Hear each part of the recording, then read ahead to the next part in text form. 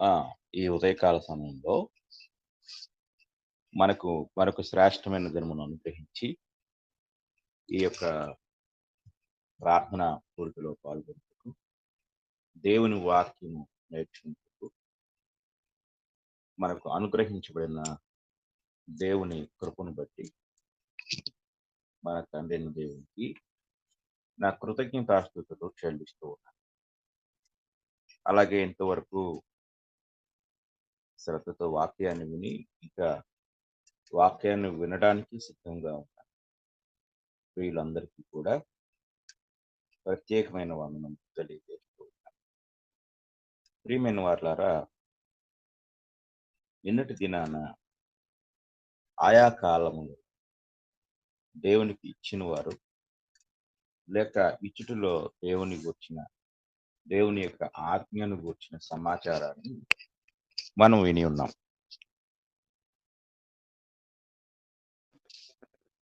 ముందుగా మరి దేవుడు ఇశ్రాయేలులకు ఇచ్చిన ఆజ్ఞను గురించి మనము ధ్యానించాం. పితరుల కాలంలో ఎలాంటి ఆజ్ఞ లేకపోయినా వారు ఏ విధంగా దేవునికి ఇచ్చి దేవుని మహింపరిచారో మనము తెలుసుకున్నాం. అలాగే ధర్మశాస్త్ర యుగములో ఎందుకు దేవుడు దశమ భాగము అనే నియమాన్ని ఇచ్చాడో, దశమ భాగం యొక్క అవసరత ఏమిటో మనము దేవుని యొక్క వాక్యం నుండి తెలుసుకున్నాం. అలాగే ఈరోజు మనము ధర్మశాస్త్ర యుగంలో ఇచ్చిన మరొక ఆజ్ఞ మనం గమనించినట్లయితే, దేవుడు వారికి ప్రథమ ఫలము కూడా ఇమ్మని ఆజ్ఞాపించాడు. ప్రథమ ఫలమును గూర్చి మనము జాగ్రత్తగా ఆలోచన చేసినట్లయితే, లేక వాక్య భాగాన్ని మనం చూసినట్లయితే, నిర్గమ కాండములో మొట్టమొదటిగా మనకి ఈ మాట కనపడుతుంది. చూడండి, నిర్గమకాండం 22వ అధ్యాయం. నిర్గమకాండము 22వ అధ్యాయాన్ని మనం చదువుకున్నట్లయితే, 22వ అధ్యాయము 29వ వచనాన్ని మనం చదువుకుందాం. నీ మొదటి సస్య ద్రవ్యములను అర్పింప తడవు చేయకూడదు. నీ కుమారులలో జ్యేష్ఠుని నాకు అర్పింపవలెను అంటాడు. అంటే నీ మొదటి సస్య ద్రవ్యములను అర్పింప తడవు చేయకూడదు. జాగ్రత్తగా గ్రహించాలి. ఇంగ్లీష్‌లో not delay to offer the first of దై రైప్ ఫ్రూట్స్ అంటాడు. అంటే ఇక్కడ మనం చాలా జాగ్రత్తగా పరిశీలించినట్లయితే, అక్కడ దేవుడు నీ యొక్క కుమారులలో జ్యేష్ఠుని నాకు అర్పింపబడెను. అర్పించడం అంటే దేవునికి సమర్పించడం. అంటే దేవుడు తొలి ధాన్యాన్ని, లేక తొలి పంటను, అంటే లేక పంటలో ఆ మొదటి దానిని దేవుడు అడుగుతూ ఉన్నాడు. ఇది జాగ్రత్తగా గ్రహించాలి. ఇంకొక వచనాన్ని కూడా చూద్దాం.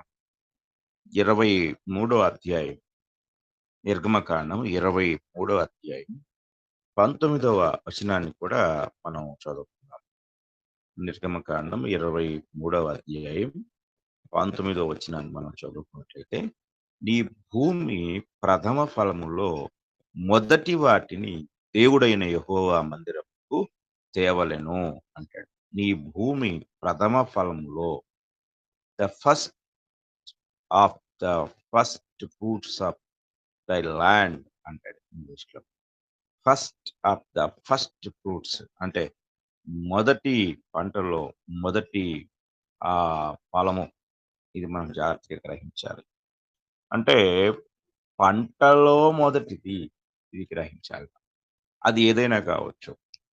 నీవు దేవునికి ప్రథమ ఫలాన్ని ఇవ్వాలి. ఇది దేవుడు ఇశ్రాయేలుకి ఇచ్చిన నియమం. అలాగే ఇంకొక వచనాన్ని కూడా మనం చూద్దాం. 30 నిర్గమకాండంలోనే 34వ అధ్యాయం మనం చూసినట్లయితే, 26వ వచనంలో కూడా ఈ మాట కనపడుతుంది. నీ భూమి యొక్క ప్రథమ ఫలములలో మొదటివి నీ దేవుడైన యెహోవా మందిరములోనికి తేవలెను అనే మాట కనపడుతుంది. అంటే ఇక్కడ మనం గ్రహించవలసిన విషయం ఏంటంటే, దేవుడు ఇశ్రాయేలులకు ఇచ్చిన ఆ యొక్క వాగ్దాన దేశంలో వారు ప్రవేశించిన తర్వాత, వారు దేవుని ఆరాధించే విధానంలో, దేవునికి అర్పణ తెచ్చే విధానంలో అనుసరించవలసిన విధానం ఏమిటంటే, వారు ప్రస్తుత కాలమైతే ఈ నిర్గమకాండం లేక ఈ యొక్క సంఖ్యాకాండము అనేది అరణ్య ప్రయాణముల కాలం. ఈ అరణ్య ప్రయాణముల కాలంలో వారెక్కడా కూడా ఏ పంటలు కూడా పండించలేదు.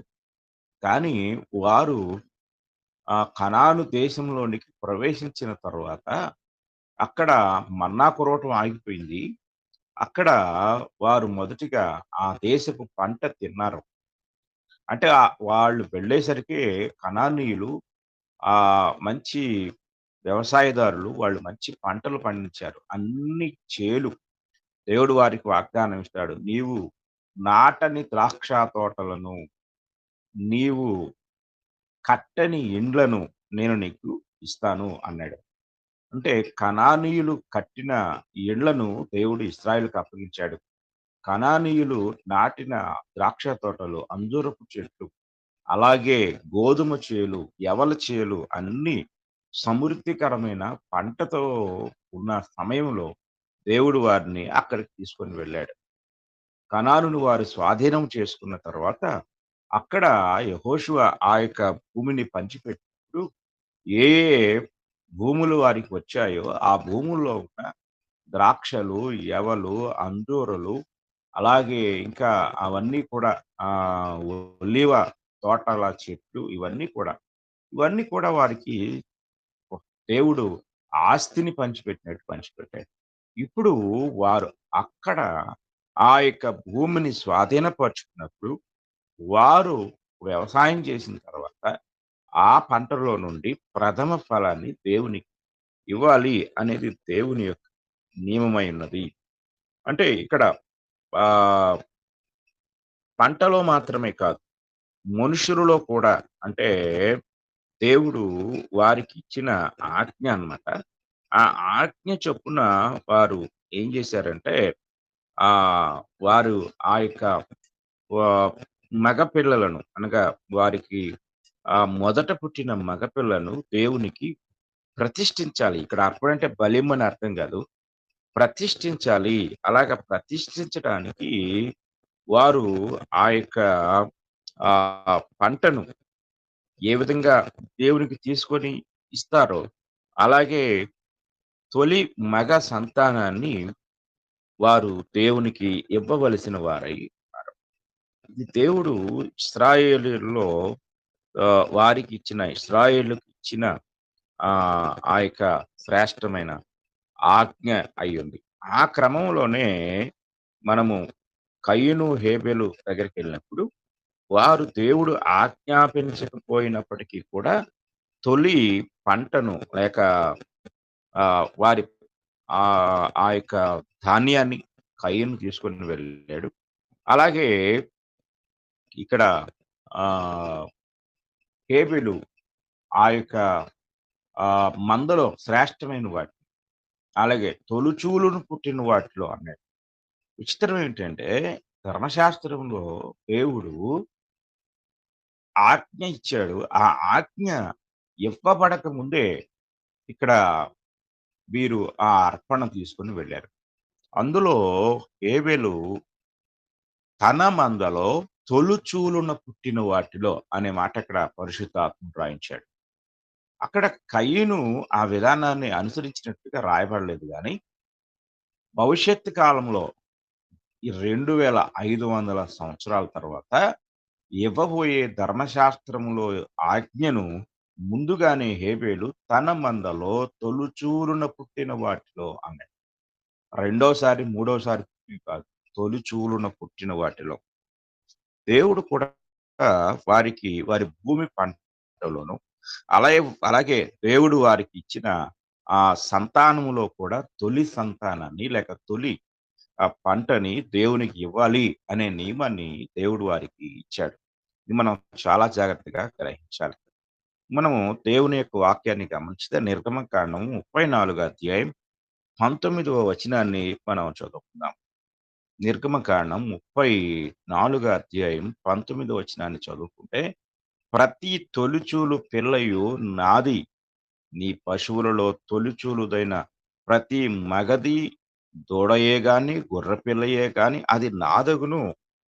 దేవుడు ఆ యొక్క తొలిచూలుని ఆయన ఇమ్మని ఆజ్ఞాపించాడు. ఇది మనం చాలా జాగ్రత్తగా గ్రహించవలసిన వారమై ఉన్నాం. కనుక ఇక్కడ మనం అలాగే క్రొత్త నిబంధనలోకొచ్చినట్లయితే చూడండి, లూకాసు వార్త రెండవ అధ్యాయము, లూకాసు వార్త రెండవ అధ్యాయము 23వ వచనాన్ని మనం చదువుకున్నట్లయితే, "ప్రతి తొలిచూలు మగపిల్ల ప్రభువుకు ప్రతిష్ఠ చేయబడవలెను అని ప్రభువు ధర్మశాస్త్రమందు వ్రాయబడినట్టు ఆయనను ప్రభువునకు ప్రతిష్ఠించుటకును ప్రభువు ధర్మశాస్త్రమందు చెప్పబడినట్టు గువ్వల జతనైనను 2 పౌరపు పిల్లలైనను బలిగా సమర్పించుటకును వారు ఆయనను యెరూషలేమునకు తీసుకొని పోయిరి." ఇది ప్రభువైన యేసుక్రీస్తు వారి విషయంలో తల్లిదండ్రులైన యోసేపు మరియమ్మలు జరిగించిన విధానము. కనుక దేవునికి మనము తొలి అంటే మొదటిగా ఇవ్వాలి. మొదటిది ఇవ్వాలి. ఒకవేళ మొదటిగా ఇవ్వాలి అనే నియమాన్ని దేవుడు ఇశ్రాయేలుకు ఇచ్చాడు. ఇది చాలా జాగ్రత్తగా గ్రహించాలి. నేను ఒకరోజు ఒక ఆహ్, మీటింగ్‌కి వెళ్ళాను. అక్కడ ఒక అమెరికను వాక్యం చెప్తున్నాడు. ఆయన వాక్యం చెప్తూ, చెప్తూ ఇచ్చుటను గూర్చి వాక్యం చెప్పాడు. ఇచ్చుటను గూర్చి వాక్యం చెప్తూ ఆయన అన్న మాటేంటంటే, ఈనాడు అమెరికా దేశము అగ్రదేశముగా ఉండడానికి గల కారణం, అన్ని విషయాల్లో ప్రపంచ దేశాలన్నీ అమెరికా వైపు చూడటానికి, అమెరికాలో ఉండటానికి ఇష్టపడటానికి ఎందుకు ప్రయత్నిస్తున్నారు అంటే, మా దేవుడు మమ్ములను అంతలా ఆశీర్వదించాడు. మేము ఎవరి దగ్గర ఏ దేశము నుండైనా ఎవరైనా వచ్చి మాకిస్తారేమో అని మేము ఎదురు చూడము. ఎదురు చూసే పరిస్థితిలో మేము లేము. మేము ఇప్పుడు ప్రపంచంలో ఉన్న అనేక బలహీనమైన దేశాలకు ఇస్తున్నాము. అందులో క్రైస్తవ్యము అనేది అమెరికా దేశంలో ఉన్న క్రైస్తవులు ఇతర దేశాల్లో ఉన్న క్రైస్తవులకు ధారాళంగా సహాయం చేస్తున్నాము. కారణం ఏమిటి అంటే, అలా సహాయం చేసే స్థితిని దేవుడు మాకెందుకిచ్చాడంటే, మేము ఖచ్చితంగా దేవునికి ఇస్తాము. ముందు మేము దేవునికి ఇవ్వటంలో ప్రాధాన్యతనిస్తామో, ఎప్పుడైతే మేము దేవునికి ఇవ్వటానికి ప్రాధాన్యతనిస్తామో, దేవుడు మాకు సమృద్ధిగా ఇస్తున్నాడు. అందుకే మేము ఆయా ప్రాంతాలలో ఉన్న వారికి, నిరుపేదలకు వస్త్ర సహాయము, ఆహార సహాయము, ధన సహాయము, ఇంకా అనేక విధాలైన సహాయాన్ని చేస్తున్నాము. ఏ అమెరికన్ కూడా ఎవరైనా వచ్చి సహాయం చేస్తే బాగుండని ఎప్పుడు కూడా ఆశించడు, ఎదురు చూడడు.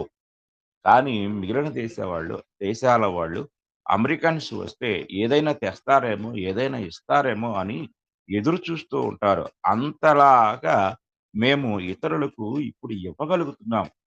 మేము దేవునికి ఇస్తున్నాం కాబట్టి దేవుడు మమ్మల్ని ఆశీర్వదించాడు అని ఎన్నో విషయాలు చెప్తూ అక్కడ ఒక బాధాకరమైన విషయాన్ని ఆయన చెప్పాడు.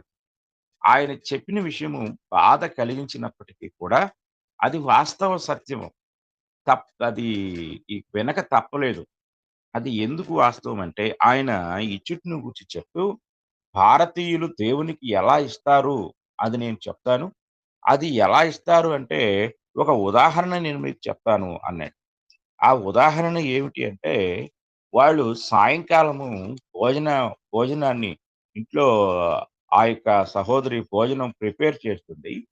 రాత్రి వారందరూ కలిసి భోజనం చేస్తారు. భోజనం చేసిన తర్వాత మిగిలిపోతుంది. కూరలు, అన్నం ఏదైనా మిగిలిపోతుంది. దాన్ని దాచి ఉదయాన్నే అడుక్కునేవాడొచ్చినప్పుడు, ఆ అడుక్కునేవాడికి ఇది పెడతారు అని చెప్పాడాయన. కళ్ళారా చూసినట్లుగానే చెప్పాడు. వాస్తవానికి భారతదేశంతో సుదీర్ఘ కాలము ఆయనకు, ఆయన కుటుంబానికి సంబంధాలున్నాయి.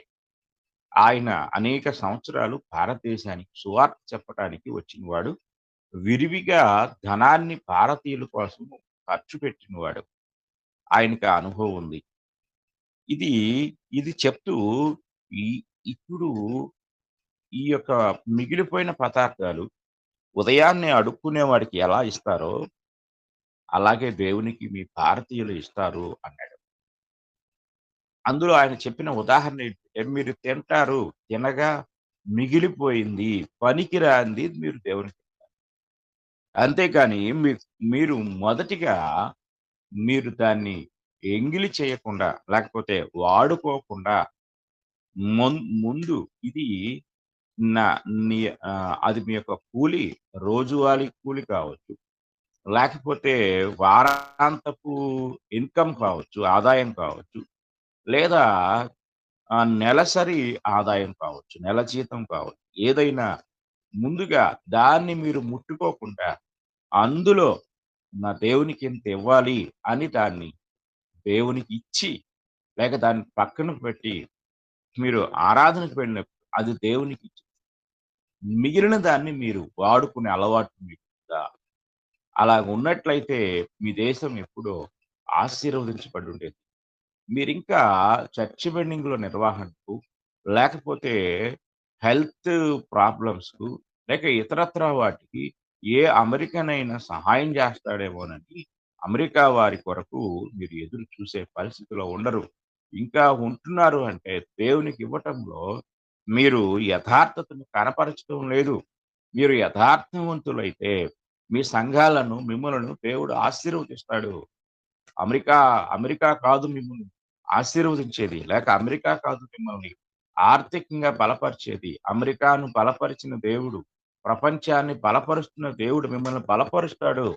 మాకులాగా మీరు కూడా చెయ్యి చాపకుండా ఇతరుల కొరకు చెయ్యి చాచి అంటే ఇతరులకు ఆ చేతిని మీరు ఇచ్చేవారిలాగా, చేయూతనిచ్చేవారిలాగా, హెల్ప్ చేసేవారిలాగా, లేక భవిష్యత్తులో అమెరికా ఆర్థిక వ్యవస్థ పాడైపోతే అమెరికాకు కూడా మీ నుండి సహాయం పంపించే స్థితిలోనికి దేవుడు మిమ్మల్ని తీసుకొస్తాడు. కానీ మీరు అలా చేయడం లేదు అని చెప్పి ఆయన మాట్లాడాడు. ఆయన ఒకవేళ మాట్లాడిన మాటలు బాధగా ఉన్నప్పటికీ కూడా అవి వాస్తవ సత్యాలు అని అంగీకరించక తప్పలేదు. ఎందుకంటే ఇశ్రాయేలీయులను దేవుడు దశమ భాగము అంటే 10వ వంతుతో పాటు ఆయన ఏమి ఆజ్ఞాపించాడంటే ప్రథమ ఫలాన్ని కూడా ఆయన ఆజ్ఞాపించాడు. మీ మీ యొక్క పంటలో, మీ గొర్రెల్లో, మీ మేకల్లో లేక మీకున్న వాటి అన్నిట్లో కూడా ప్రథమ ఫలములను ఇవ్వాలి అనేది దేవుడు వారికిచ్చిన నియమమై ఉన్నది. కనుక వారు ఆ యొక్క నియమ ప్రకారము వారు దేవునికి ఇచ్చినట్లుగా దేవుని యొక్క వాక్యము ఎంతో స్పష్టంగా మనకు తెలియజేస్తా ఉంది. కనుక ప్రియమైన వారలారా, ఈ మాట మనం చాలా జాగ్రత్తగా గ్రహించినప్పుడు ఇశ్రాయేలీయులకు దేవుడిచ్చిన నియమంలో లేక ఆజ్ఞలో మరొకటేమిటంటే ప్రథమ ఫలము ద్వితీయోపదేశ కాండం 26 అధ్యాయం 2, 10 వచనాలు కూడా చూస్తే అక్కడ కూడా దేవుడు ఈ ప్రథమ ఫలమును గూర్చి వారికి ఎంతో స్పష్టంగా ఆజ్ఞాపించినట్లుగా మనం చూడగలం. ఇక మనము మూడవ పాయింట్ మనం చూద్దాం. మూడో విషయం ఏమిటి అంటే కానుకలను గూర్చి ప్రభువు చెప్పిన బోధ లేక ప్రభువు చెప్పిన వాక్యం. ఆయన ఏం జెప్పారు? ప్రభువైన యేసుక్రీస్తు వారి యొక్క బోధలో కానుకలను గూర్చి లేక ఇచ్చుటను గూర్చి ప్రభువు ఏమి చెప్పాడు అనే విషయాన్ని మనం చాలా జాగ్రత్తగా పరిశీలించినట్లయితే ఆయన చెప్పిన ఆజ్ఞ ఏంటంటే అపోస్తుల కార్యము 20 అధ్యాయము 35 వచనాన్ని మనం చదువుకున్నట్లయితే అక్కడ ఈ మాట మనకి కనపడుతుంది. అపోస్తుల కార్యంలో గ్రంథము 20 అధ్యాయము 35వ వచనాన్ని మనం చదువుకుందాం. అపోస్తుల కార్యముల గ్రంథము 20వ అధ్యాయము 35వ వచనాన్ని మనం చదువుకున్నట్లయితే, మీరును ఇలాగు ప్రయాసపడి బలహీనులను సంరక్షింపవలెననియు, పుచ్చుకొనుట కంటే ఇచ్చుట ధన్యము అని ప్రభువైన యేసు చెప్పిన మాటలు జ్ఞాపకము చేసుకొనవలెననియు అన్ని విషయములలో మీకు మాదిరి చూపుమని చెప్పారు. ఇక్కడ యేసుక్రీస్తు వారు ఆయన ఒక ఆజ్ఞ ఇచ్చాడంట. ఏమిటంటే పుచ్చుకొనుట కంటే ఇచ్చుట ధన్యము అనేది. ఇది జాగ్రత్తగా మనం గ్రహించాలి. చాలామంది పుచ్చుకొనుటకు ఇష్టపడుతూ ఉంటారు. ఇచ్చుటకు ఇష్టపడరు. ప్రభువు యొక్క బోధలో ఆయన ఇచ్చుటను గూర్చిన చాలా సంగతులు ఆయన జెప్పాడు. మత్తయి సువార్త మనం చదువుకున్నట్లయితే 5వ అధ్యాయము, మత్తయి సువార్త 5వ అధ్యాయము 20వ వచనాన్ని మనం చదువుకుందాం. శాస్త్రుల నీతి కంటెను, పరిసయ్యుల నీతి కంటెను మీ నీతి అధికము కాని యెడల మీరు పరలోక రాజ్యములో ప్రవేశింపనేరరని మీతో చెప్పుచున్నాను. అంటే శాస్త్రుల నీతి, పరిసయ్యుల నీతి ఏమి నీతి అది? అంటే దేన్ని వారు అనుసరిస్తూ ఉన్నారు అనేది మనం జాగ్రత్తగా పరిశీలించినట్లయితే, ధర్మశాస్త్ర సంబంధమైన నీతి వారు అనుసరించే నీతి. ఆ నీతి కంటే అధికమైన నీతి మనం కలిగుండాలి. అంటే శాస్త్రుల కంటే, పరిసయ్యుల కంటే ఎక్కువగా దేవునికిచ్చే స్థితిలో మనం ఉండాలి. అంటే ధర్మశాస్త్ర సంబంధమైన అన్ని విషయాల్లో కూడా మనము వారికంటే ఎక్కువగా ఉండవలసిన వారమై ఉన్నాం. అలాగే ఇచ్చుటను గూర్చి ప్రభువు చెప్పిన మరొక విషయాన్ని మనం చూస్తే, మత్తయి సువార్తలో 6వ అధ్యాయము మనం చదువుకున్నట్లయితే, 6వ అధ్యాయము 19వ వచనాన్ని మనం చదువుకుందాం. మత్తయి సువార్త 6వ అధ్యాయము 19వ వచనాన్ని మనం చూసినప్పుడు, భూమి మీద మీ కొరకు ధనమును కూర్చుకొనవద్దు. ఇక్కడ చిమ్మెటయు తుప్పును తినివేయును. దొంగలు కన్నం వేసి దొంగిలెదరు. పరలోకమందు మీ కొరకు ధనమును కూర్చుకొనుడి. అచ్చట చిమ్మెటైనను, తుప్పైనను దాన్ని తినివేయదు. దొంగలు కన్నం వేసి దొంగిలెదరు. అంటే ఇక్కడ ప్రభువు ఏం చెప్తున్నాడంటే, మీరు భూమి మీద ధనాన్ని కూర్చుకోవద్దు అన్నారు. భూమి మీద ఎందుకు ధనాన్ని కూర్చుకోకూడదు అనే విషయాలు మనం జాగ్రత్తగా గమనిస్తే అది కూడా చెప్తున్నాడు. మరి పరలోకమందు ధనాన్ని ఎలా కూర్చుకోవాలి అనేది మనం జాగ్రత్తగా ఆలోచించినప్పుడు, ప్రభు కొరకు, ఆయన పరిచర్య కొరకు, ఆయన నామం పేరట మనము ఖర్చు చేసే ఆ యొక్క ప్రతిది కూడా పరలోకమందు మనము ధనాన్ని కూర్చుకునే అవకాశాన్ని అనుగ్రహిస్తుంది. ఇది మనం జాగ్రత్తగా గ్రహించాలి. అలాగే మనము మరొక విషయాన్ని కూడా చూసినట్లయితే, లూకా సువార్త 6వ అధ్యాయము 38వ వచనంలో అక్కడ ప్రభువారు ఒక విషయాన్ని తెలియజేస్తున్నారు. లూకా సువార్త 6వ అధ్యాయము 38వ వచనాన్ని మనం చదువుకున్నప్పుడు అక్కడ అంటాడాయన, క్షమించుడి అప్పుడు మీరు క్షమింపబడుదురు. ఇయ్యుడి అప్పుడు మీకియ్యబడును. మనము ఇచ్చే స్థితిలో ఉంటే మనము పొందటానికి అర్హులమవుతాం. మనము ఇవ్వటానికి మనసు లేకపోతే పొందటానికి మనం అనర్హులము అనే విషయాన్ని కూడా మనము గ్రహించవలసిన వారమై ఉన్నాం. కనుక మనము జాగ్రత్తగా పరిశీలించినట్లయితే దేవుని వాక్యం ఇలా తెలియజేస్తా ఉంది. ప్రభువైన యేసుక్రీస్తు వారు ఈ లోకంలో ఉన్నప్పుడు ప్రభువు చేత గుర్తింపు పొందిన ఒక కానుక మనం చూసినప్పుడు, ల్ మనకి మార్కు సువార్త 12వ అధ్యాయంలో మనకు ఒక గుర్తింపు పొందిన కానుక మనం చూడొచ్చు. లూకా సువార్త 12వ అధ్యాయము 41వ వచనం మనం చదువుకుందాం. ఆయన కానుక పెట్టె ఎదుట కూర్చుండి, జనసమూహము ఆ కానుక పెట్టెలో డబ్బులు వేయుట చూచుండెను. ధనవంతులైన వారనేకులు అందులో విశేషముగా సొమ్ము వేయుచుండిరి. ఒక బీద విధవరాలు వచ్చి 2 కాసులు వేయగా, ఆయన తన శిష్యులను పిలిచి, కానుక పెట్టెలో డబ్బులు వేసిన వారందరికంటే ఈ బీద విధవరాలు ఎక్కువ వేసినని మీతో నిశ్చయముగా చెప్పుచున్నాను.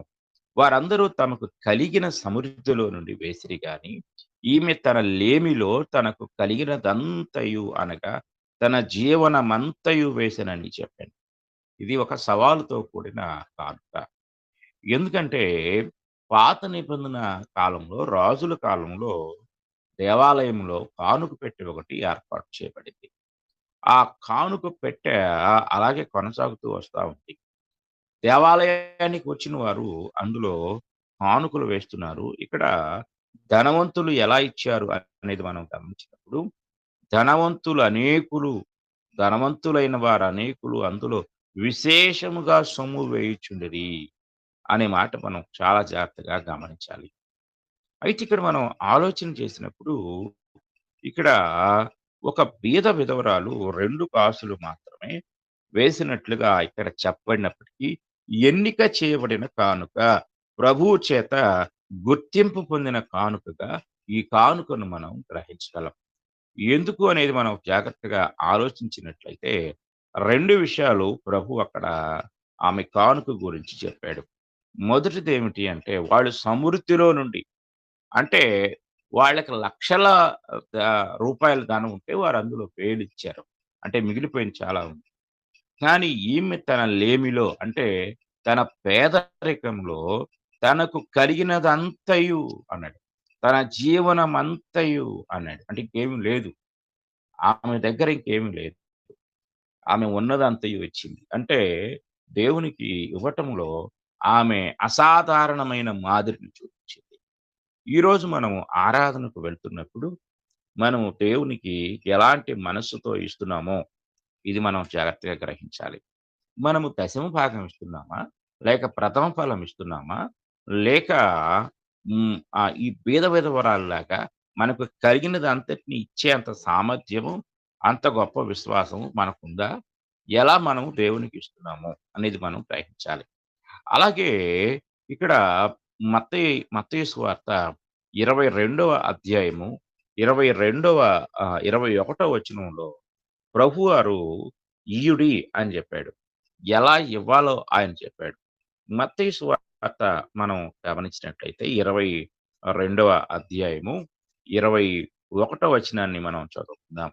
అందుకాయన అలాగైతే కైసరవి కైసరునకును, దేవునివి దేవునికిని చెల్లించుడని వారితో చెప్పాను. పన్ను కట్టాల్సొచ్చినప్పుడు అక్కడ యూదులు ప్రభువుని చట్ట వ్యతిరేకి అని రుజువుపరచడానికి, చట్టాన్ని వ్యతిరేకిస్తున్నాడని ఆయన మీద కేసు పెట్టడానికి ఆయన దగ్గర ఒక లోపాన్ని వెతుకుతూ కైసరికి పన్ను ఇవ్వాలా వద్దా అని ఆయన దగ్గరకొచ్చారు.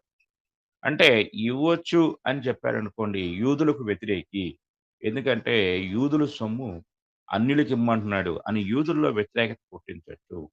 ఒకవేళ ఇవ్వద్దు అనంటే కా రోమా చక్రవర్తికి ఆయన మీద ఫిర్యాదు చేస్తారు. పన్నులు ఎగ్గొట్టమని బోధిస్తున్నాడు ఈ బోధకుడు. మీ ప్రభుత్వానికి వ్యతిరేకం గాని, రోమా ప్రభుత్వానికి శత్రువుగా ఆయన చేసే అవకాశం ఉంది. ఈ 2 అవకాశాలున్నాయి. ఇవ్వొద్దన్నా, ఇవ్వొచ్చన్నా ప్రాబ్లమ్. అయితే యేసుప్రభు వారు చాలా జ్ఞానయుక్తంగా వారి అజ్ఞానాన్ని ఆయన అక్కడ గుర్తిస్తూ మహాదేవుడు మహాజ్ఞానంతో చెప్పాడు. మీ దగ్గర ఒక రూపాయి ఉంది గదా! దాన్ని తీసుకురండి. దాని మీద ఏముంది? ఒకవైపు రాజముద్ర ఉంది. మరొక వైపు దేవుని ముద్ర ఉంది. కాబట్టి దేవునికివ్వండి. అలాగే ప్రభుత్వానికివ్వండి అని చెప్పాడు. అంటే ఆయన తీర్పును దేన్ని బట్టి చెప్పాడంటే, అక్కడున్న ఆ నాణేన్ని బట్టి చెప్పాడు. నాణెమే చెప్తుంది నేను చెప్పే పని లేదు అని చెప్పినప్పుడు వారు ఏం మాట్లాడలేకుండా వెళ్ళిపోయారు. సరే ఆ విషయాన్ని మనం పక్కన పెడితే, ఇక్కడ దేవుని మనం దేవునికి ఇవ్వవలసిన వాటిని దేవునికి ఇవ్వాలి అని ప్రభువే చెప్పాడు. అక్కడ యూదులైనా, మనమైనా దేవునికి మన కష్టార్జితంలో దేవునివి ఉన్నవి.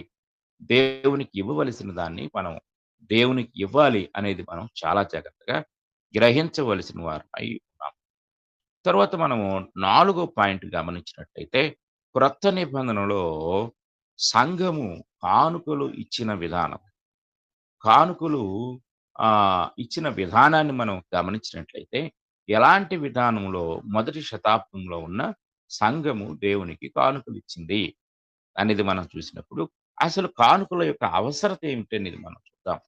పాత నిబంధనలో కానుకల అవసరత నేను మీకు తెలియజేశాను. అందులో దేవుని పని జరిగించటానికి అంటే దేవాలయంలో దేవుని పని జరిగించటానికి దేవుని సొమ్ము దేవునికి, అలాగే దేవాలయంలో పరిచర్య చేసే లేవీయులకు, యాజకులకు, పరదేశులకు ఇవ్వవలసింది పరదేశులకు, దిక్కులేని వారకు, విధవరాండ్రకు, పేదలకు ఇవ్వాల్సినది వారికి, ఇలాగ ఎవరికి ఇంతమందికి ఇవ్వాల్సిన అవసరం ఉంది కాబట్టి, ఆ దశమ భాగాన్ని, ప్రథమ ఫలాన్ని దేవుడు వారికి ఆజ్ఞాపించారు. మరి సంఘంలో కానుకల అవసరత ఏమిటి? అనేది మనం చాలా జాగ్రత్తగా పరిశీలించినట్లయితే చూడండి, మొట్టమొదటిగా నేను నిన్న కూడా తెలియజేశాను. పరిశుద్ధుల కొరకు, వారి అవసరతల కొరకు అనే విషయాన్ని మనం చాలా జాగ్రత్తగా గ్రహించాలి. పరిశుద్ధుల కొరకు, వారి అవసరతల కొరకు.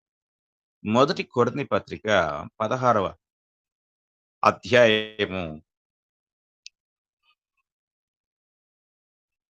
మొదటి కొరింథీ పత్రిక 16వ అధ్యాయము 1వ వచనాన్ని మనం చదువుకున్నట్లయితే, అక్కడ ఈ మాట కనపడుతుంది. పరిశుద్ధుల కొరకైన చందా విషయమైతే నేను గలతీయ సంఘములకు నియమించిన ప్రకారం మీరును చేయుడి. పరిశుద్ధుల కొరకైన చందా అంటున్నాడు. అంటే కానుకలు పరిశుద్ధులకి అనే నియమాన్ని మొదట మనం గ్రహించాలి. రెండవదేమిటి అనేది మనం చాలా జాగ్రత్తగా గ్రహించినట్లయితే, రెండవ కొరింథీ పత్రిక 8వ అధ్యాయము, రెండవ కొరింథీ పత్రిక 8వ అధ్యాయము 3వ వచనాన్ని మనం చదువుకుందాం. ఈ కృప విషయములోను, పరిశుద్ధుల కొరకైన పరిచర్యలో పాలుపొందు విషయములోను మనఃపూర్వకముగా మమ్మును వేడుకొనుచు. ఇక్కడ కూడా పరిశుద్ధుల కొరకైన పరిచర్యలో పాలు పొందుట అనే విషయాన్ని చెప్తాడు. అలాగే 9వ అధ్యాయం కూడా మనం చదువుకుందాం. రెండవ కొరింథీ పత్రిక 9వ అధ్యాయము 12వ వచనాన్ని మనం చూసినట్లయితే, ఏలయనగా ఈ సేవను గూర్చిన పరిచర్య పరిశుద్ధుల అక్కరలకు సహాయము కలుగు చేయుటకు మాత్రము కాకుండా అంటాడు. అంటే పరిశుద్ధుల అక్కరలకు సహాయము చేయడానికి స్థానిక సంఘంలో కానుకల యొక్క అవసరత అక్కడ ఏర్పడింది అనే విషయాన్ని మనం చాలా జాగ్రత్తగా గ్రహించవలసిన వారమై ఉన్నాం. కనుక కానుకల యొక్క నిర్వహణ గూర్చి మనము ఆలోచన చేసినప్పుడు, అక్కడ కానుకలు మరి పరిశుద్ధుల యొక్క అక్కరల కొరకు లేక అవసరతల కొరకు అనే విషయాన్ని మనము చాలా జాగ్రత్తగా గ్రహించవలసిన వారమై ఉన్నాం. కనుక మనము జాగ్రత్తగా పరిశీలన చేసినప్పుడు యెరూషలేములో ఉన్న సంఘానికి శ్రమ లేక కరువు వచ్చినప్పుడు, ఆ కరువు కాలంలో వారు ఇతర సంఘాల వారు ఆహ్, ఆ యొక్క యెరూషలేములో ఉన్న సంఘానికి సహాయం చేసినట్టుగా మనం చూడగలం. కనుక కరువు సమయాల్లో లేక ఆర్థిక సమస్యలు వచ్చిన సమయాల్లో మరి ఒకరినొకరు ఆదుకునే పరిస్థితుల్లో కూడా కానుకలు ఇచ్చినట్లుగా మనము జాగ్రత్తగా గ్రహించగలం. కనుక క్రొత్త నిబంధన యొక్క సంఘము యొక్క విధానాన్ని మనం జాగ్రత్తగా పరిశీలన చేసినప్పుడు, అది ఆ యొక్క కానుకల యొక్క నిర్వహణ అనేది ఎంతో స్పష్టంగా మనం గ్రహించాలి. అపోస్తుల కార్యం 11వ అధ్యాయం 28వ వచనాన్ని మనం చదువుకుంటాం. అపోస్తుల కార్యముల గ్రంథం 11వ అధ్యాయాన్ని మనం చూసినట్లయితే 11వ అధ్యాయము 27 నుండి చదువుకుందాం. ఆ దినముల యందు ప్రవక్తలు యెరూషలేములో నుండి అంతియొకయుకు వచ్చిరి. వారిలో అగబు అను ఒకడు నిలువబడి, భూలోకమంతటా గొప్ప కరువు రాబోచున్నదని ఆత్మ ద్వారా సూచించెను. అది క్లౌదియా చక్రవర్తి కాలమందు సంభవించెను. అప్పుడు శిష్యులలో ప్రతి వాడును తన శక్తి కొలది యూదయలో కాపురమున్న సహోదరులకు సహాయము పంపుటకు నిశ్చయించుకొనెను. అలాగున చేసి బర్నబా, సౌలు అను వారి చేత పెద్దల ఎద్దుకు దానిని పంపిరి. అంటే యెరూషలేములో కరువు రాబోతుంది అని చెప్పలేదు. భూలోకమంతటా కరువు రాబోతుంది అని చెప్పినప్పటికీ కూడా ఈ అంతియొకయలో ఉన్న సహోదరులు యెరూషలేము సంఘాన్ని ప్రేమించి, యెరూషలేములో ఉన్న సంఘము అక్కడ వాళ్ళు చాలా శ్రమలో ఉన్నారు. ఇబ్బందిలో ఉన్నారు. కనుక ఆ సంఘాన్ని ఆదుకోవాలి, ఆ సంఘాన్ని కాపాడాలి అనే ఒక గొప్ప ఆతృత కలిగి, ఆలోచన కలిగి వారేం చేశారంటే, ఆ యొక్క సంఘానికి వారు మరి కానుకలను కలెక్ట్ చేసి, వారు ఆ కానుకలను పౌలు, బర్నబా అనే వారి చేత యెరూషలేములో ఉన్న సంఘ పెద్దలకు పంపించినట్లుగా మనం చూస్తున్నాం. అంటే కానుకలు దేని కొరకు?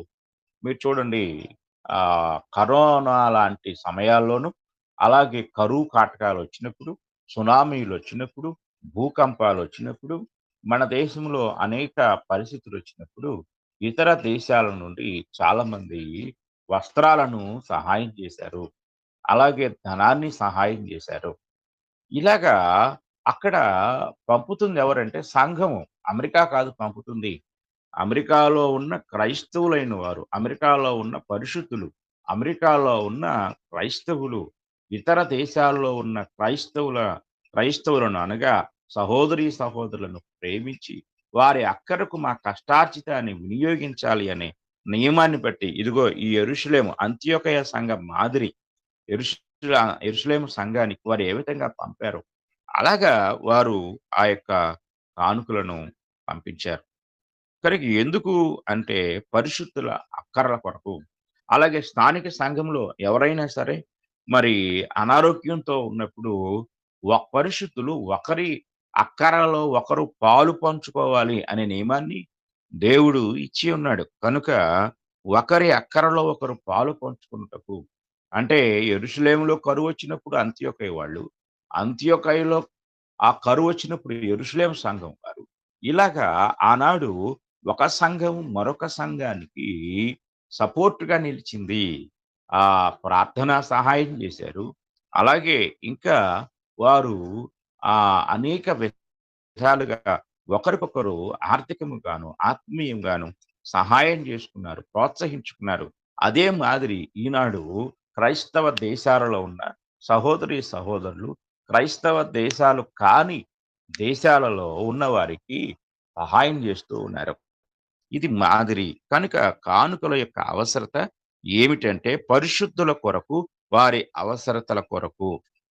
అలాగే 2 పరిశుద్ధుల కొరకైన ఆ పరిచర్యలో పాలు పొందుటకు అనేది మనం 2 కొరింథీ పత్రిక 8వ అధ్యాయము 3-4 వచనాలు మనం చూసినట్లయితే, ఆ 3, 4 వచనాల్లో ఈ మాటలు కనపడతాయి. ఈ కృప విషయంలోను, పరిశుద్ధుల కొరకైన పరిచర్యలో పాలు పొందు విషయంలోను మనఃపూర్వకంగా మమ్మల్ని వేడుకొనుచు వారు తమ సామర్థ్యము కొలదియే గాక, సామర్థ్యము కంటే ఎక్కువగాను తమంతట తామే ఇచ్చిరని మీకు సాక్ష్యమిచ్చుచున్నాను. ఇది మనం చాలా జాగ్రత్తగా గ్రహించాలి. కనుక వాక్య భాగాన్ని మనం పరిశీలించినట్లయితే, ఈ విధానాలు మనకు కనపడుతున్నాయి. మూడవది తోటి క్రైస్తవులకు సహాయం చేయుటకు నేను ఇంతవరకు చాలా విషయాలు వాటి గురించి చెప్పాను. అయితే వాక్య భాగాన్ని మనం గమనిస్తే 2 కొరింథీ పత్రిక 8వ అధ్యాయం 14, 15 వచనాలు మనం చదువుకున్నట్లయితే అక్కడ అంటాడు, "హెచ్చుగా కూర్చుకొనిన వానికి ఎక్కువ మిగలలేదనియు, తక్కువగా కూర్చున్న వానికి కూర్చుకొనిన వానికి తక్కువ కాలేదనియు వ్రాయబడిన ప్రకారం అందరికీ సమానముగా ఉండు నిమిత్తము ప్రస్తుతమందు మీ సమృద్ధి వారి అక్కరకును, మరియొకప్పుడు వారి సమృద్ధి మీ అక్కరకును సహాయమై ఉండవలనని ఇలాగ చెప్పుచున్నాను." అంటే ప్రస్తుతమందు మాసిదోనియా ప్రాంతముల యొక్క సహాయము ఇంకొక సంఘానికి ఆయన దాన్ని సహాయం చేయాలనుకుంటున్నాడు.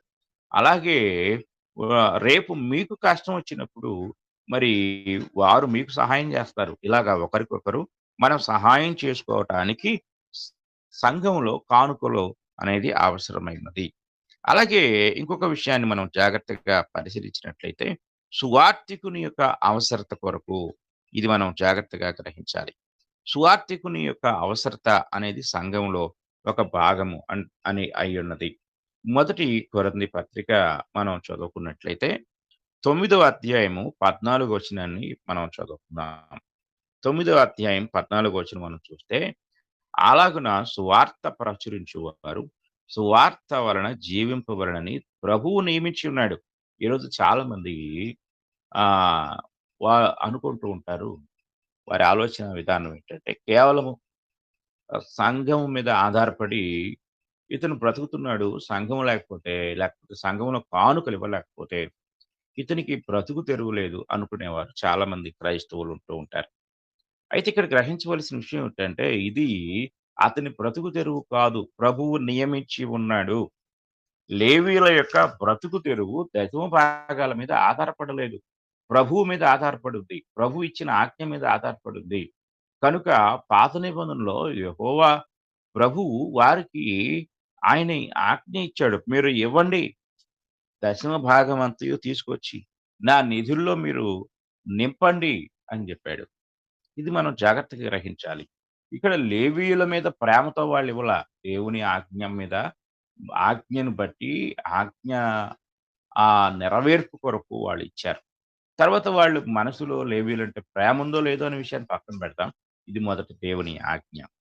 కనుక సువార్తికుని యొక్క అవసరత అనేది సంఘము యొక్క సంఘానికి దేవుడు అనుగ్రహించిన ఆజ్ఞ అయ్యున్నది. ఇది మనం జాగ్రత్తగా గ్రహించాలి. గలతీయులకు రాసిన పత్రిక 6వ అధ్యాయము మనం చదువుకున్నట్లయితే 6వ అధ్యాయము 6వ వచనం మనకొక విషయాన్ని తెలియజేస్తుంది. అదేమిటంటే వాక్యోపదేశము పొందువాడు అంటే వాక్య ఉపదేశాన్ని పొందువాడు ఉపదేశించువానికి మంచి పదార్థములన్నిటిలో భాగమియ్యవలెను. వాక్యోపదేశము పొందువాడు సమస్త సద్విషయములలో బోధించువానితో పాలివాడై ఉండవలెను. ఇది చాలా జాగ్రత్తగా మనం గ్రహించాలి. అంటే ఇక్కడ మనం జాగ్రత్తగా పరిశీలించినట్లయితే ఉపదేశము పొందువాడు అనగానే వాక్యాన్ని వినేవారు. ఉపదేశించువాడు అనగా వాక్యాన్ని చెప్పేవాడు. ఒక స్థానిక సంఘములో ఉన్న సువార్తికుడు, వాక్య ఉపదేశకుడు, అందులో ఉన్న విశ్వాసులు వాక్య ఉపదేశాన్ని పొందేవారు. వాక్య ఉపదేశాన్ని పొందే ప్రతి ఒక్కరూ కూడా శ్రేష్టమైనవి లేక మంచి పదార్థములన్నిటిలో భాగమియ్యవలెను అని దేవుడు పౌలు గారి ద్వారా చెప్తున్నాడు. ఎందుకివ్వాలి అనేది మనం గ్రహించినట్లయితే ఒక సువార్తికుడు ఆహ్, సువార్తికునికి, సంఘానికి ఉన్న రిలేషన్ ఏంటంటే, ఆయన పౌలు గారు చెప్తూ ఉంటాడు. నేను ఆహ్, స్తన్యమిచ్చు ఒక తల్లి వలె మీతో ఉన్నాను అంటాడు. అంటే స్తన్యమిచ్చు తల్లి అంటే పాలిచ్చే తల్లి లాంటి వాడు సువార్తికుడు. ఇది మనం చాలా జాగ్రత్తగా గ్రహించాలి. దెస్సలోనికయులతో మాట్లాడుతూ అంటాడాయన. స్తన్యమిచ్చు తల్లి వలె అంటాడు. అంటే పాలిచ్చి తల్లి ఏ విధంగా బిడ్డను పెంచుతుందో, తాను బలహీనంగా ఉన్నా, తనకు ఆరోగ్యం సరిగా లేకపోయినా, తనకు తినటానికి తిండి లేకపోయినా, బిడ్డ ఏడుపు వినగానే తల్లి ఓపిక తెచ్చుకొని ఆ బిడ్డ ఆకలి తీర్చుతుంది. అది తన యొక్క బాధ్యతగా, సంతోషంగా భావిస్తుంది. అలాగే ప్రతి సువార్తికుడు కూడా ఆహ్, ఆహ్, పిల్లలను అనగా సంఘాన్ని పిల్లలుగా భావిస్తాడు. వారి అక్కరలో, వారి అవసరతలో పాలు పంచుకుంటాడు. వారి కష్ట సుఖాల్లో పాలు పంచుకుంటాడు. వారి కోసం కన్నీరు విడిచి ప్రార్థన చేస్తాడు. వారు బాగుండాలని హృదయపూర్వకంగా ఆశీర్వదిస్తాడు. వారికి వాక్యాన్ని చెప్పి వారిని రక్షణలోకి నడిపిస్తాడు. వారి ఆత్మ నరకం పాలవ్వకుండా నిరంతరము వాక్యం చేత పోషిస్తూ ఉంటాడు. అతని దగ్గర ఉన్న పోషణ ఆహారం ఏంటంటే వాక్యమే. తద్వారా ఇలాంటి సంబంధాన్ని ఆ సువార్తికుడు కలిగున్నాడు కనుక, ఆ సువార్తికుని యొక్క భౌతికమైన అవసరాలు, అక్కరలు తీర్చటంలో వారు భాగాన్ని కలిగున్నారు. బాధ్యతను కలిగున్నారు. అందుకే అంటాడు మంచి పదార్థములన్నిటిలో. చూడండి కొంతమంది విశ్వాసులు నేను గమనిస్తూ ఉంటాను. వారు ఏదైనా ఆహ్, మంచి వారి గృహాల్లో కార్యక్రమాలొచ్చినప్పుడు వారు సువార్తికులను జ్ఞాపకం చేసుకుంటారు. వారు ఒకవేళ కొత్త బట్టలు తీసుకుంటూ ఉంటే, ఆ బట్టలు సువార్తికుడు కూడా ఇవ్వాలి అనే ఆలోచన కలిగుంటారు. చాలా మందికి ఆ ఆలోచన కలిగుండదు. కొంతమంది వారు ఏదైనా మంచి ఆహారాన్ని భుజిస్తున్నప్పుడు వారికి వారి తండ్రి గుర్తొస్తాడు. అంటే వారి ఆత్మీయ తండ్రి, సేవకుడు గుర్తొస్తాడు. అయ్యో! నా సేవకుని కూడా నేను పెట్టాలి. నేను మంచి శ్రేష్టమైన పదార్థం తింటున్నాను. ఆయన కూడా పెట్టాలని జ్ఞాపకం చేసుకునేవాళ్ళుంటారు. అలాగే వాళ్ళు ఏ ఏ విషయాల్లో సమృద్ధి కలిగుంటారో, అలాగే సువార్తికుని విషయంలో కూడా వాళ్ళు ఆలోచన చేస్తూ ఉంటారు. కనుక చాలా మందికి ఇది సువార్థికుడు గుర్తుకు రారు. వాళ్ళే సంతోషిస్తూ ఉంటారు. వాళ్ళే వారి యొక్క సంతోషాన్ని అనుభవిస్తూ ఉంటారు. ఇది మనం గ్రహించాలి. ప్రియమైన వారలారా, ఇది దేవుడు ఆహ్, సంఘం దీవించబడటానికి అంటే విశ్వాసులు దీవించబడటానికి దేవుడు ఇచ్చిన నియమం. ఇది గ్రహించాలి. ఈరోజు చాలామంది మనం భౌతికమైన కుటుంబాలు చూస్తే, భౌతికమైన కుటుంబాల్లో పిల్లలు తల్లిదండ్రులను నిర్లక్ష్యం చేస్తూ ఉంటారు. వాళ్ళని వదిలేస్తూ ఉంటారు. అనాథాశ్రమాలకు అప్పగిస్తూ ఉంటారు. వారి యొక్క రోగాల్లో, వారి బాధల్లో, వారి వారి యొక్క కష్ట సుఖాల్లో పాలు పంచుకోరు. వారి ఆస్తితో మాత్రమే వాళ్ళు సంబంధం కలిగి ఉంటారు. అది లోకంలో వాళ్ళ సంగతి. కానీ ఈనాడు సంఘంలో ఉన్న విశ్వాసులు కూడా అదే విధానాన్ని అమలు చేస్తున్నారు. వారు మాత్రమే సంతోషిస్తూ ఉంటారు. వారు మాత్రమే ఆనందిస్తూ ఉంటారు. కానీ వారిని కని, పెంచి, రక్షణలోకి నడిపించి, ఆత్మీయంగా బలపరిచే సేవకుని యొక్క కష్ట సుఖాలు, అతని యొక్క ఆరోగ్యము, అతని యొక్క బలహీనతలు ఎవరు పట్టించుకోరు. వాస్తవంగా సువార్థికులకుండే బలహీనతలు చాలా గొప్పవి. ఎందుకంటే వారు ఒక టైం అనేది వారికుండదు. సమయానికి వారికి ఆహారం ఉండదు. సమయానికి నిద్ర ఉండదు. సరైన బట్టలు కూడా లేని విశ్వాసులు, సువార్థికులున్నారు. ఇప్పటికీ కూడా సరైన వాహనాలు లేని సువార్థికులున్నారు. సరైన వారి ఆరోగ్యాన్ని లెక్క చేయరు.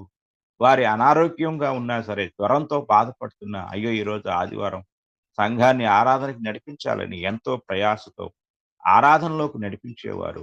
వారికి సువార్త చెప్పేవారు. వీళ్ళకి ఆరోగ్యం బాగున్నా లేకపోయినా వారి ఆరోగ్యం కోసం ప్రార్థించేవారు. ఒకవేళ వారు ఆసుపత్రిలో ఉంటే పరామర్శించేవారు. ఇలాగా చెప్పుకుంటూ పోతే సువార్థికుని యొక్క బాధ్యత అది ఎంతో గొప్పది. కనుక సువార్థికుడు ఇలాంటి పరిస్థితుల్లో కుటుంబానికి దూరమవుతాడు. కుటుంబ ప్రేమకు దూరమవుతాడు.